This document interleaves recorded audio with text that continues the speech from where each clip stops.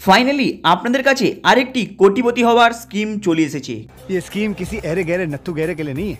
কারণ যেই সব ব্যক্তি কোটিপতি হতে চান এবং ব্যাংক ছাড়াই অ্যামাউন্টটাকে ডিপোজিট করে আদার্স জায়গাতে কোটিপতি হতে চান তারাই কিন্তু এই ভিডিওটা দেখবেন।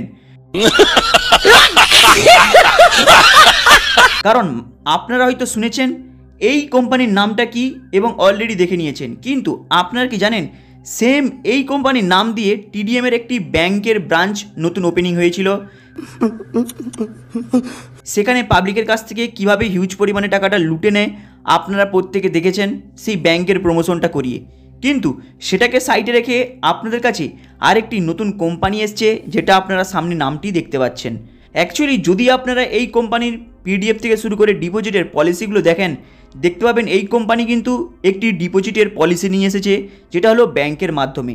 কিন্তু এখানে আরেকটি বেশ গুরুত্বপূর্ণ জিনিস আপনারা কি জানেন, এই কোম্পানির মধ্যে নিজস্ব এটিএম কার্ড রয়েছে, নিজস্ব এটিএমের মেশিন রয়েছে,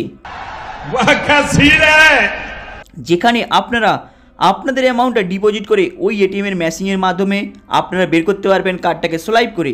কিন্তু আপনারা কি জানেন এই কোম্পানিটি যে মার্কেটে এসেছে হরিত কৃষি নামে, মানে সেখানে আপনারা এফডি আরডি পুরো ব্যাংকের মতো ফ্যাসিলিটি পেয়ে যাবেন।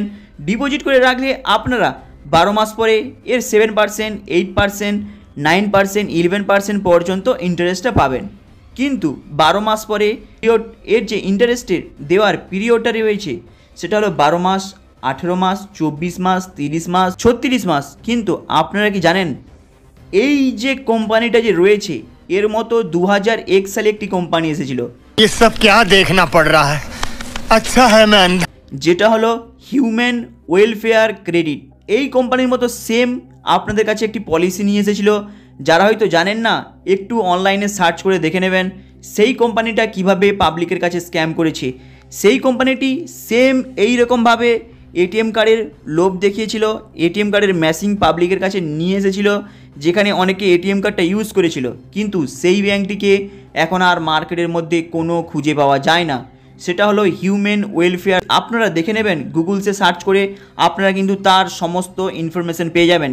প্রায় 2001 সালে মানে 11 থেকে 12 বছর আগের একটি কোম্পানি এসেছিল, যেটা পাবলিকের কাছ থেকে হিউজ পরিমাণে টাকা লুটে নিয়ে যায়।